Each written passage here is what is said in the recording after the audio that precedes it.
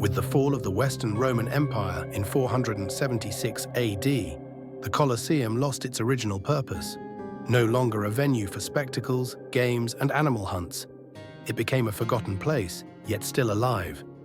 In the Middle Ages, the Colosseum underwent a radical transformation from its original role as a grand amphitheater. With the fall of the Roman Empire and the advent of a new era marked by political and social instability, the Colosseum ceased to be used for gladiatorial games and was gradually abandoned.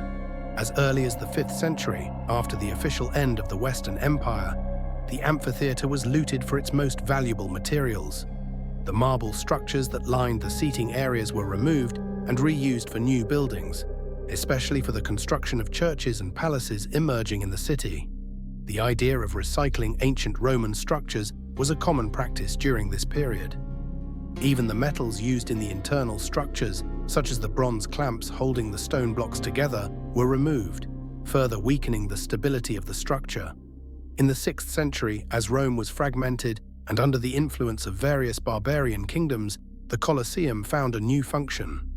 In an era characterized by wars between noble factions and frequent raids, several Roman aristocratic families decided to occupy the amphitheater, turning it into a fortress. Among these families, the Frangipani family stood out, taking control of the Colosseum in the 11th century. The monument's massive walls and imposing structure made it ideal for a defensive stronghold from which the Frangipani could exercise power within the city. The Colosseum, therefore, was no longer a symbol of entertainment, but a strategic bastion in the heart of a fragmented medieval Rome. During the Middle Ages, the amphitheater underwent further functional changes. Its arches and galleries began to be inhabited by artisans, merchants, and the poor, who established their shops and homes there. The central part of the arena, once the stage for gladiatorial combat, was used as grazing land for animals and even for growing gardens. This everyday use of the Colosseum represents one of the least-known phases of its history, when the great Roman monument was transformed into a true microcosm of medieval urban life.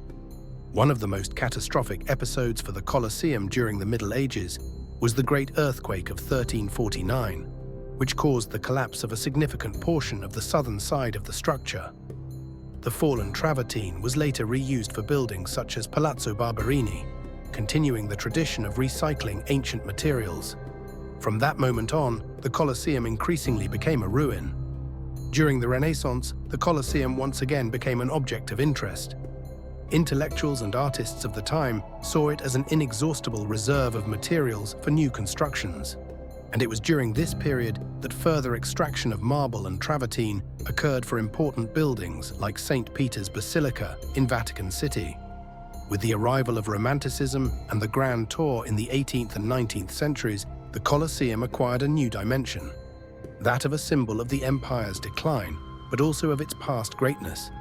Travelers from all over Europe and beyond visited it, marveling at its majesty. During this period, artists and writers began to see the Colosseum not just as a ruin, but as a source of inspiration. It was only in the 19th century that the Colosseum began to be treated as a monument to be preserved. The first restoration works aimed to stop its degradation.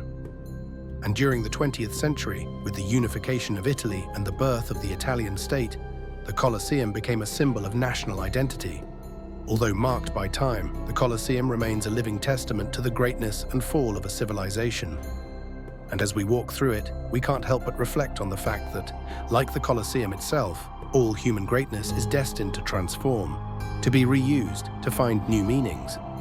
Because in the end, it is history itself that adapts, speaks to us, and teaches us, if only we are willing to listen.